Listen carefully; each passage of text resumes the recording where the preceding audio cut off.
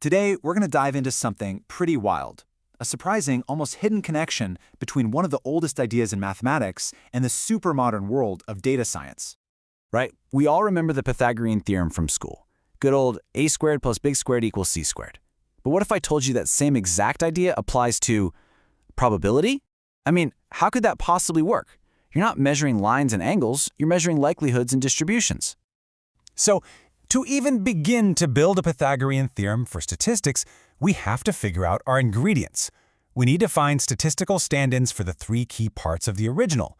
What are our points? What is our distance? And of course, what on earth is a statistical right angle?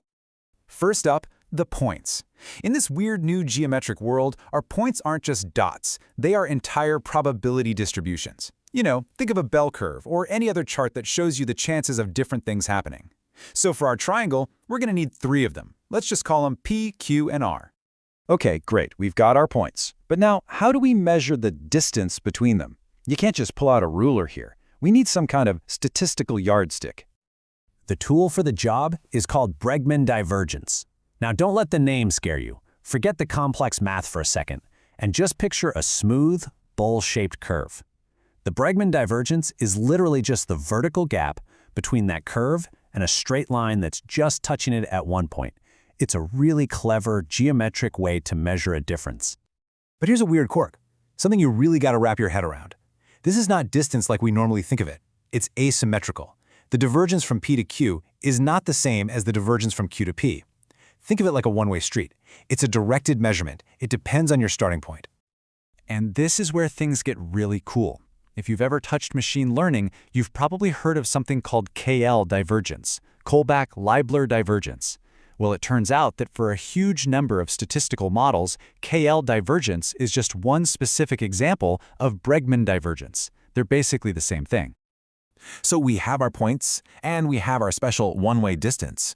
But what does the space that they live in even look like? Well, it's not quite as simple as a flat piece of paper.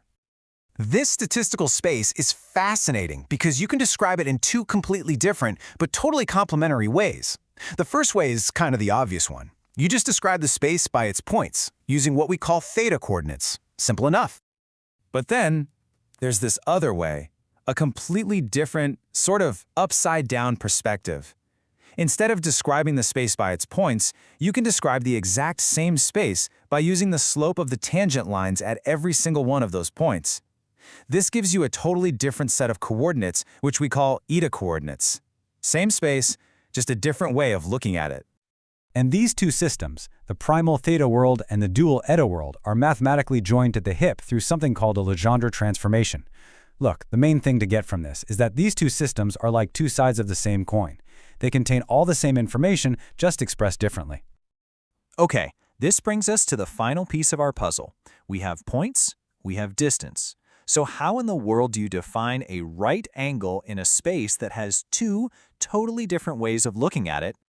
The answer is all about what you consider a straight line. Imagine you draw a perfectly straight line on a flat map of the world. That's kind of like our theta world line. But we all know that on the actual globe, that line is curved. The truly straightest path on the globe, like a flight path, would actually look curved on your flat map.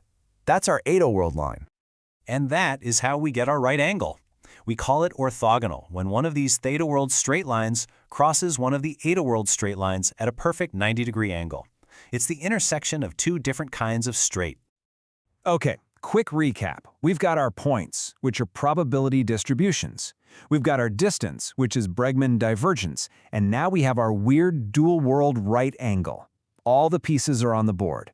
So, it's time for the grand reveal. So it turns out, for any three of these points P, Q, and R, there's a general rule. The big divergence from P to R is equal to the sum of the two smaller ones, almost. There's this pesky little extra thing tacked on at the end, this cross term, and this is what stops it from being Pythagoras' theorem all the time. Now that leftover piece, that's not just mathematical junk. It's the whole key to this thing. That term is actually a precise measurement of how our two different kinds of straight lines are aligned with each other. And here, this is the beautiful part. What happens when those two different straight lines of ours intersect at a perfect 90-degree angle?